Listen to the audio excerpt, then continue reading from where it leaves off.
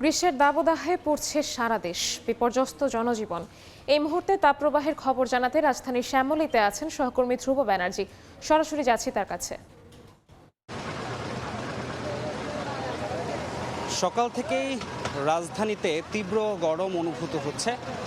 এখন 10টা বেজে কিছুটা সময় পার হয়েছে। আমরা লক্ষ্য করেছি রাজধানীর বিভিন্ন মোড়ে মোড়ে রাজধানীবাসীর যে হাঁসফাঁস অবস্থা সেটা আমরা লক্ষ্য করেছি। পাশাপাশি রাস্তার পাশের যে পানীয়র দোকানগুলো আছে সেগুলোতে মানুষের যে ভিড় সেটাও আমরা লক্ষ্য করছি। মানুষ এই যে তীব্র গরমে যতটুকু সময় পাচ্ছে, যদি একটু ছায়ার সন্ধান যেখানে পাচ্ছেন সেখানে গিয়েই মূলত আশ্রয় নিচ্ছেন।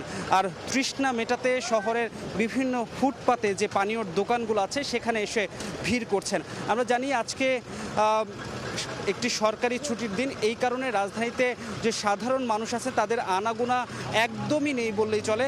অনেকেই আমরা প্রশ্ন করেছিলাম যে আজকে মানুষজনের উপস্থিতি এতটা কম কেন। অনেকেই বলছেন যে যেহেতু তীব্র গরম আর গতকালকে মৌসুমের সর্বোচ্চ তাপমাত্রা ঢাকায় প্রায় 40 ডিগ্রির উপরে ছিল, সে কারণে মানুষ কিন্তু আজকে খুব বেশি প্রয়োজন না হলে এই সকালবেলা কেউই বাইরে বের হতে চাচ্ছেন না।